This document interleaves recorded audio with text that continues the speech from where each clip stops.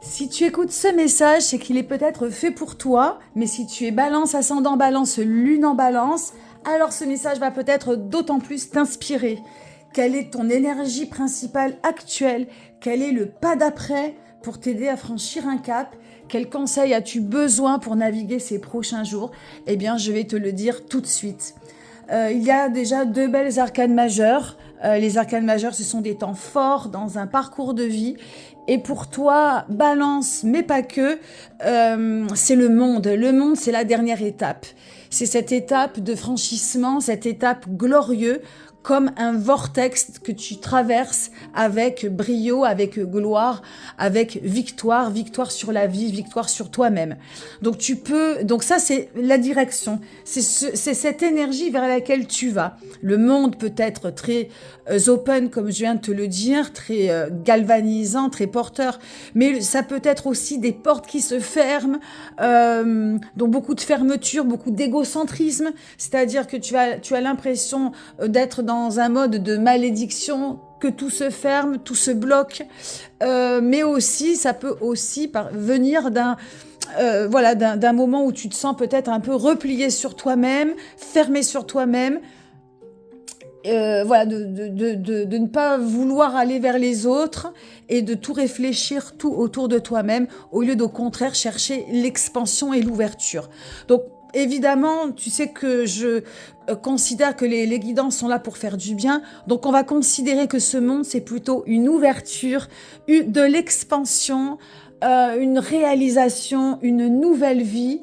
Des choses, un nouveau cycle qui va s'ouvrir. C'est vraiment pour moi comme un portail énergétique, quelque chose qui va venir te propulser vers quelque chose de nouveau et de très porteur. Donc ça, c'est la direction. L'énergie principale, eh bien, ça va de pair. Ici, c'est du 10 de coupe. Le 10 de coupe, c'est un passage, c'est la fin du cycle, du cycle de l'amour, du cycle des émotions. Et le 10, eh bien,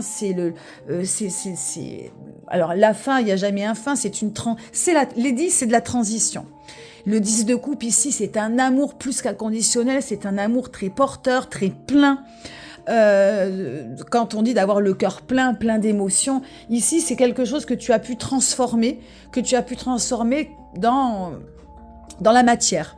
Donc évidemment, toujours pareil, tu peux être dans une énergie très pleine, où l'énergie, les émotions, l'amour circulent, mais tu peux aussi être à l'heure actuelle dans quelque chose qui ne te satisfait pas. Donc c'est souvent le 10 de coupe des perpétuels insatisfaits de la vie, de l'amour, on croit plus en rien. On peut être assez fragile à la déprime. On n'arrive pas, à faire certains deuils, à passer certains caps. On bloque sur des histoires personnelles, etc., etc. Donc évidemment, toujours pareil, je t'invite à observer ce qui se passe dans tes émotions, dans ton cœur et dans tes relations, et de faire en sorte, au contraire, d'aller vers quelque chose d'épanouissant. Si tu es dans des relations fermées, qui te font du mal et qui ne t'épanouissent pas, eh bien, il faut arrêter. On n'est pas là pour perdre du temps avec des relations qui font du mal. L'amour, c'est du plus, l'amour, c'est du bonus. L'amour, ça circule, l'amour, ça fait du bien. Et en plus, ici, tu es vraiment dans une transition, dans quelque chose qui va descendre dans la matière, qui va se réaliser. N'oublie pas que tu as cette merveilleuse carte du monde qui t'indique que de nouveaux cycles sont à ouvrir, de nouvelles, des naissances, des cycles, quelque chose de nouveau, de heureux est à venir. Donc cette carte ici vient vraiment te tirer vers le haut pour observer ce qui va et ce qui va pas. Le pas d'après, ici c'est le 2 de bâton. Ou la 2 de bâton, je sais pas, féminin, masculin, on s'en fiche. Ici, c'est une cas, donc le bâton, c'est l'énergie vitale, l'énergie sexuelle, l'énergie créative.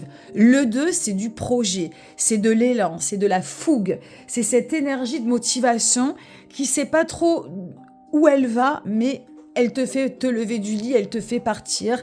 Il y a pour moi cette énergie un peu juvénile de la fougue, c'est de la fougue. Et en plus, nous rentrons dans le signe du bélier en fin de semaine. La balance est l'opposé du bélier. Donc ça peut te porter de manière non calculée à te diriger vers quelque chose. Et il va pas falloir le freiner. Le pas d'après, c'est cet élan printanier, cette fougue, les portes que l'on ouvre sans savoir un peu où l'on va.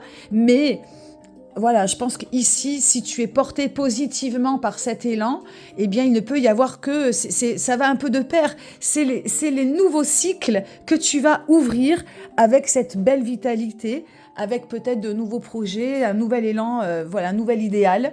Et je trouve que c'est hyper porteur. Et pour terminer, le conseil du conseil, qu'est-ce qui va t'aider à supporter, à porter ces prochains jours? C'est la Maison Dieu. Maison Dieu qui est aussi une arcade majeure. La Maison Dieu, c'est un peu l'Uranus du zodiaque. Alors, je vais m'expliquer si tu ne connais pas Uranus. La Maison Dieu, c'est de bien gérer les imprévus. La Maison Dieu, c'est aussi de se libérer, de libérer ses émotions. Ici, tu vois les deux personnages qui sortent de leur petite tour qui a pris feu. La tour ici représente ton enveloppe corporelle, ta maison, ton corps. Et ici, eh bien, c'est comme quelque chose qui sort. Ça peut être de la colère, de la joie, c'est du débordement émotionnel. Et il faut absolument que tu l'exploses, que tu le communiques, que tu t'en libères, que ce soit positif ou négatif. C'est impératif, c'est le conseil du conseil. Évidemment, si ça te parle, tu n'es pas obligé d'adhérer à tout ce que je dis, mais ici, ça peut peut-être t'aider à t'exprimer. Il y a peut-être des choses, tu vois, ici, qui ne se font pas, une satisfaction qui ne se fait pas, un bonheur qui ne se traduit pas, une joie qui reste bloquée, eh bien, c'est peut-être parce que justement, tu as des choses en toi qui restent complètement bloquées.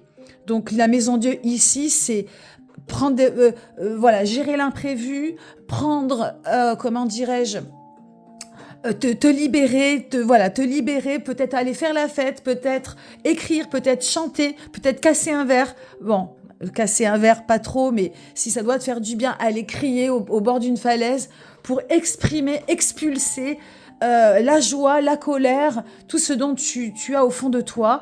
Bon, peut-être de manière plus douce, tu n'es pas obligé, là je t'ai pris des grands superlatifs, mais tout ça c'est très bon et ça va t'aider justement à aller ouvrir de nouvelles portes, à passer ce vortex, afin afin d'ouvrir des portes avec cet élan qui va te porter.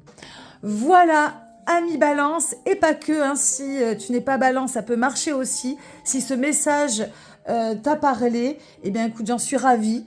Bonne écoute, bel équinoxe de printemps, à très bientôt. Bye bye.